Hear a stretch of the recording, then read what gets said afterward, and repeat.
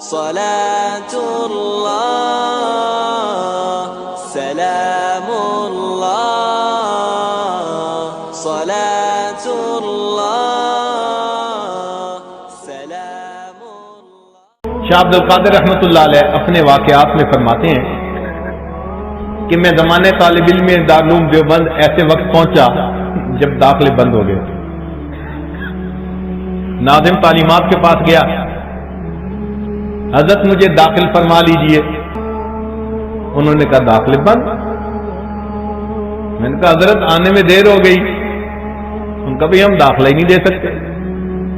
میں نے پوچھا حضرت وجہ کیا ہے؟ انہوں نے کہا دیکھو بھائی، دارالعلوم ابتدائی حالت میں ہے، نہ مطبخ ہے نہ کوئی طباخ ہے۔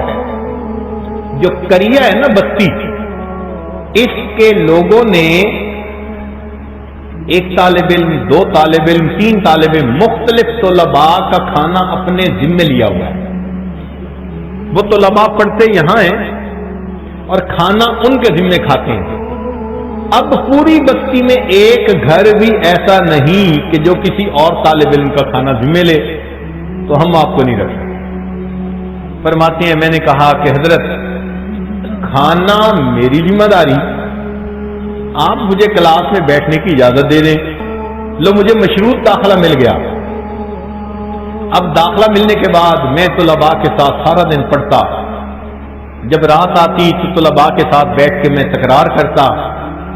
جب طلباء سو جاتے میں اساتذہ کی اجازت کے ساتھ دارالعلوم سے باہر نکلتا۔ دیوبند بستی میں اس وقت 2 فروٹ کی دکانیں تھیں، سبزی فروٹ کی۔ میں وہاں چلا جاتا، کبھی تربوز کا چھلکے، کبھی خربوزے کے چھلکے، کبھی امرود کے چھلکے، کبھی سیب کے چھلکے۔ میں وہ چھلکے اٹھا کے لاتا، ان کو دھو کے پاک صاف کر لیتا اور ان کو بیٹھ کے کھا لیتا۔ یہ میرا 24 گھنٹے کا کھانا ہوتا۔ میں نے سارا سال پھلوں کے چھلکے کھا کر گزارا کیا، اپنے سبق میں ناغہ نہیں ہونے دیا۔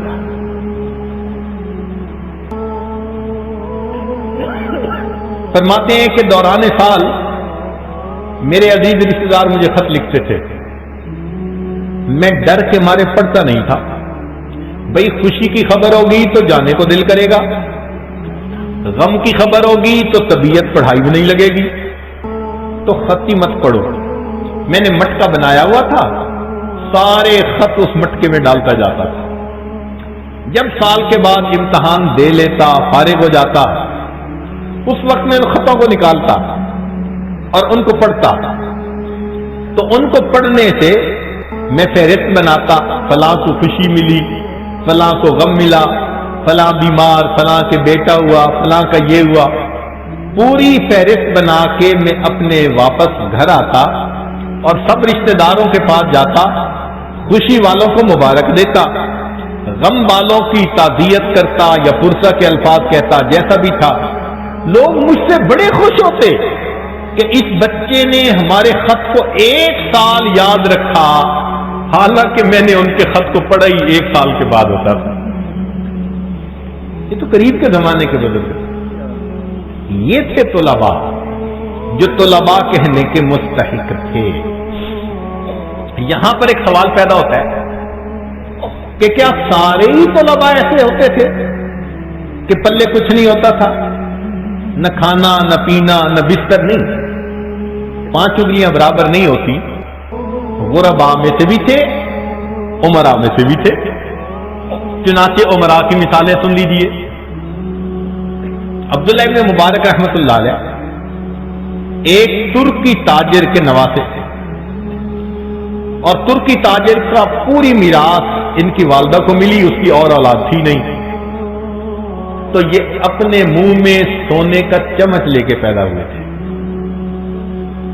ان کے والد نے ان کو پڑھنے کے لیے بھیجا تو اس نے 30,000 دینار سفر خرچ کے لیے دیے، 30,000 دینار، اور انہوں نے پھر 4,000 اساتذہ سے علم حاصل کیا۔ بہت پیسہ اللہ کے راستے میں خرچ کرتے تھے۔ انہوں نے اپنی پوری دولت علم کے حاصل کرنے میں لگا دی۔ پھر اللہ نے وہ مقام دیا کہ جب امام احمد بن حنبل سے ملنے کے لیے آتے تھے تو امام احمد بن حنبل اٹھ کر کھڑے ہوتے تھے، عبداللہ ابن مبارک کو اپنی مسند پر بٹھایا کرتے تھے۔ یہ نواب زادے تھے، علم اللہ نے ان کو عطا کیا۔ ہارون رشید کا ایک بیٹا تھا، رہتا محل میں تھا، مگر اس کو محل سے کوئی دلچسپی نہیں تھی، سادہ کھانا کھاتا، سادہ کپڑے پہنتا۔ ہارون رشید نے کہہ دیا تیری وجہ سے لوگ تانے دیتے ہیں کہ جی آپ کے بچے کو تو کچھ ہو گیا، سائیکو کیس ہے، علاج کرواؤ، تو مجھے باتیں سننی پڑتی ہیں۔ اب بجان اگر آپ کو باتیں سننی پڑتی ہیں نا تو پھر مجھے اجازت دیں، میں علم حاصل کرتا ہوں، جاتا ہوں۔ ہارون رشید نے اجازت دے دی، ماں نے اس کو جاتے ہوئے ایک انگوٹھی دے دی اور قرآن پاک میں، بیٹا تم قرآن پاک پڑھنا تو اماں کو یاد کرنا، اور اگر ضرورت پڑے کوئی تو یہ انگوٹھی قیمتی ہے، بیچ کے ضرورت پوری کر لینا۔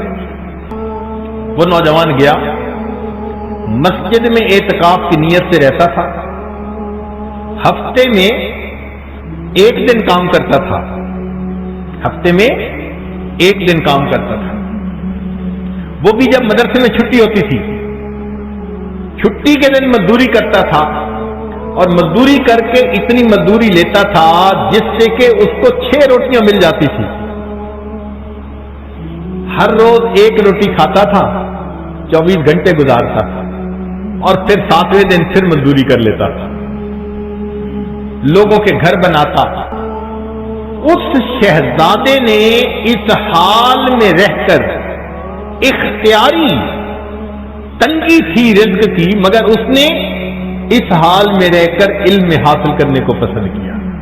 تفصیل پڑھنی ہو تو حضرت شیخ الحدیث رحمۃ اللہ علیہ نے اس واقعے کو تفصیل کے ساتھ لکھا ہے۔